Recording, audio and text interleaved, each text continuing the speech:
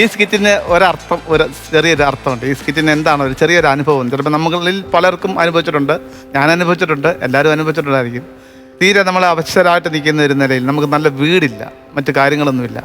നമ്മളങ്ങനെ കല്യാണത്തിനൊക്കെ പോകുമ്പോൾ നമ്മുടെ ചില ബന്ധുക്കാരെ അവിടെ വെച്ച് കാണും. അവർ നമ്മളെ അവരുടെ വീട്ടിലോട്ട് ക്ഷണിക്കുമ്പം അവരുടെ വലിയ വീടായിരിക്കും. അപ്പം നമ്മൾ ആഗ്രഹിച്ചു പോകും, ഇത് നമ്മുടെ ബന്ധുക്കാരാണല്ലോ, വലിയ വീടാണല്ലോ, അമ്മ അവരെയൊക്കെ സത്യം പറഞ്ഞാൽ സിറ്റ് ഔട്ടിൽ പോലും നമുക്ക് കയറാനുള്ള ആ ഒരു യോഗ്യതയില്ല. നമ്മുടെ ബന്ധുക്കാരാണെന്നൊക്കെ പറയുമ്പോൾ ഭയങ്കര അഭിമാനമാണ്. പിന്നെ എല്ലാവരും നമ്മൾ പറഞ്ഞു നടക്കും, ആ കാണുന്ന 2 നില വീടാണ് ഞങ്ങളുടെ ബന്ധുക്കാരുടെ, അങ്ങനെയൊക്കെ പറഞ്ഞു നടക്കുന്ന കൂട്ടത്തിൽ ചിലപ്പോൾ അവർ നമ്മളോട് പിണങ്ങിയിട്ട് അല്ലെങ്കിൽ അവർ നമ്മളോട് വരാതെ വരുന്ന ഒരു കാലഘട്ടം ഉണ്ടെന്നുണ്ടെങ്കിൽ ഇനി നിങ്ങൾ ഇങ്ങോട്ട് വരണ്ടെന്നൊക്കെ പറയുമ്പോൾ നമുക്കൊരു വിഷമം ഉണ്ടാവില്ല.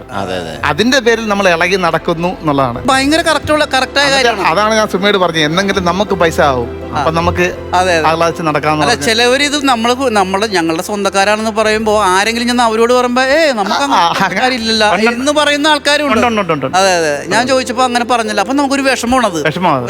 പിന്നെ കാണുമ്പോ ചോദിക്കുകയും ചെയ്യും, നീ ഇങ്ങനെ പറഞ്ഞു നടക്കുന്നുണ്ടല്ലോ എന്ന് പറയുകയും ചെയ്യും. തീർച്ചയായിട്ടും. അല്ലെങ്കിൽ നമ്മുടെ അമ്മ പറയും, അല്ല അച്ഛൻ പറയും, ഇനി മേലെ അങ്ങോട്ട് പോയേക്കില്ലെന്നൊക്കെ പറയുമ്പോൾ ഉണ്ടാകുന്ന ഒരു വിഷമമുണ്ട്.